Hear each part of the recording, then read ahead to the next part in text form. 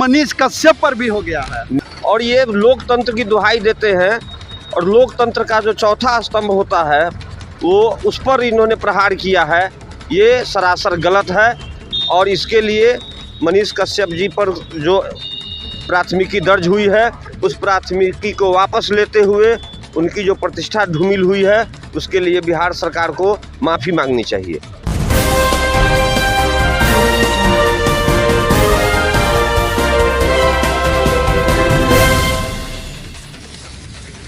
सीतामढ़ी में अभिनंदन समारोह के दौरान भाजपा के प्रखंड अध्यक्ष बिहार सरकार पर पूरी तरह से भड़के और आपको जानकारी करा दे कि बिहार सरकार पर पूरी तरह से इसलिए भड़क गए क्योंकि पत्रकारों पर भी अब मामला दर्ज होने लगा है। एक तमिलनाडु के मामले को लेकर बिना जांच पड़ताल किए बिना ही पत्रकार मनीष कश्यप पर मुकदमा दर्ज कर दिया गया। ये सरासर गलत करने का आरोप भाजपा के प्रखंड अध्यक्ष सुरेश कुमार मिश्र ने लगाया है। कहा कि तानाशाह की सरकार है जो एक चट्टे दूसरे चट्टे दोनों की एक ही तरह की पार्टी हो चुका। राजद और जदयू एक ही चट्टा बट्टा की पार्टी है और दोनों फिर से जंगल राज की तरह आ गया है और पत्रकारों को टारगेट किया जा रहा है। ये सरासरी गड़बड़ है और भाजपा के प्रखंड अध्यक्ष सुरेश कुमार मिश्र ने कहा उसे तुरंत इस मुकदमा वापस करना चाहिए और मनीष कश्यप को जो प्रतिष्ठा को धूमिल किया है उसे अविलंब हटाकर उनसे माफ़ी मांगनी चाहिए। भाजपा के अध्यक्ष सुरेश कुमार मिश्र ने एक कार्यक्रम के दौरान अभिनंदन समारोह सीतामढ़ी पुनौरा धाम में कामनी झा विवाह भवन में हुआ था। उस दौरान उन्होंने इस तरह के बिहार सरकार पर आरोप लगाया। कहा कि ये गलत तरीके से पत्रकार मनीष कश्यप पर मुकदमा किया गया है। पहले इस मामले को पड़ताल करना चाहिए, जांच करना चाहिए। अनेकों मीडिया कर्मियों के द्वारा इस तरह के मामला आया है।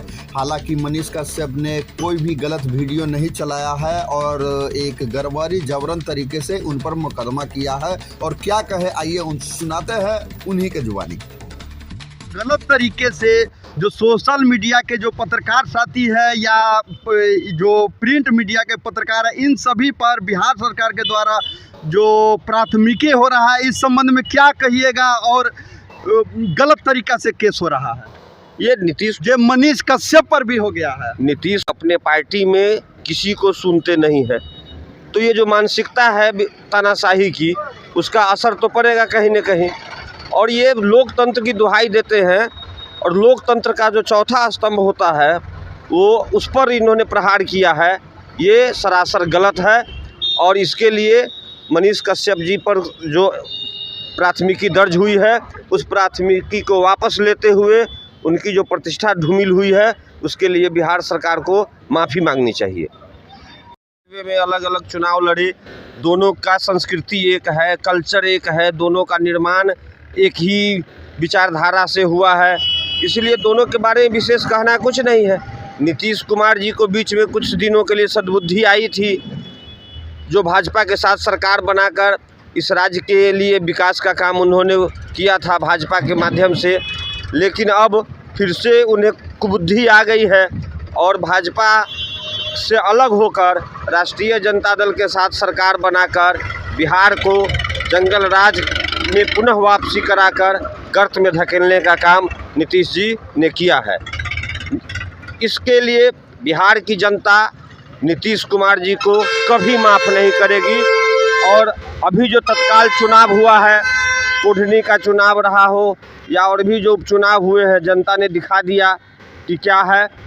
अब आने वाले चुनाव में भी जनता नीतीश कुमार को ऐसा सबक सिखाएगी कि अपने राजनीतिक जीवन के उत्तरार्ध में नीतीश कुमार जी इसे कभी भूल नहीं पाएंगे।